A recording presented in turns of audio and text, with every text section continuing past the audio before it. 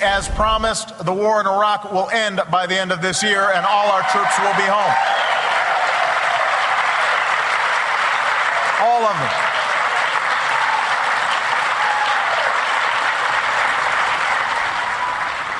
President Obama at a Democratic fundraiser today, getting a standing ovation for his decision to end the war in Iraq. When it comes to foreign policy, the saying goes, politics stops at the water's edge. So with the Iraq war ending, the GOP candidates got behind the president, right?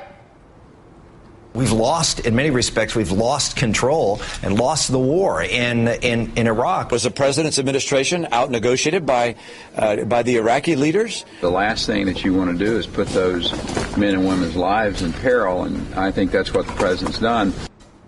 I guess not. Okay, but certainly the Republicans on the Armed Services Committee will give the guy some credit, right? It is viewed in the region as a victory for the Iranians, and I don't think there's any doubt there is. Not being able to close the deal in Iraq is a very serious mistake. Celebrating leaving with no troops behind is a serious mistake. They're dancing in the streets in Tehran.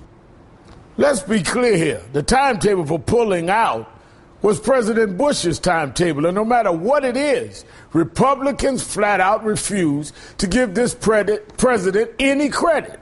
Not for killing Osama bin Laden, not for saving lives in Libya, and not for ending a war that never should have happened in the first place. Why? Because their number one priority is to defeat this president. Their motto is, don't give credit where credit's due. Joining me now is Bill Press, host of the Bill Press Show on Sirius XM Radio. Bill is writing about the Iraq troop pullout, calling it a promise made, promise kept. Bill, what will it take for the Republicans to give this president credit? You know what, Reverend? Now, as one of my callers said this morning on my show, the Republican Party is like some of the banks down south, right? They refuse to give a black man credit, period. I mean, he could carry their mother out of a burning building, and they wouldn't give him any credit. And you know what I think the problem is? I think because his success in the foreign policy realm, and we'll go through the record, I'm sure, it exposes the folly of George Bush's policy. It shows that Bush was all talk, Obama's all action, Bush was wrong, and Obama's doing it the right way, and they can't stand it. Well, look at what Secretary of State Hillary Clinton said yesterday on Meet the Press. President Obama has passed with flying colors every leadership challenge. I mean, look at what he has done. I mean, just to name a few things. I mean, you know, we were looking for bin Laden for, 10 years. It was under President Obama's leadership that he was finally eliminated. Now, you said promises made, promises kept, Bill. Let me show you something. Senator Obama, in running, said this as McCain called him naive. Watch this. If Pakistan is unable or unwilling to hunt down bin Laden and take him out, then we should. The best idea is to not broadcast what you're going to do. That's naive. The United States has conducted an operation that killed Osama bin Laden, the leader of al-Qaeda. Well, Bill, who is naive and who delivered?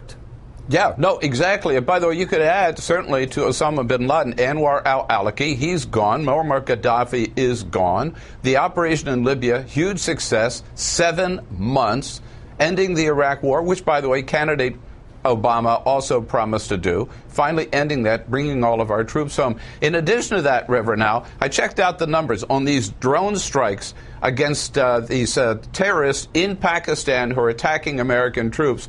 In 3 years, President Obama has overseen the killing of 1,400 of these terrorists. In 8 years, George Bush only 52. I come back to it. Bush and Cheney were weenies in this stuff. Obama's the real man of action.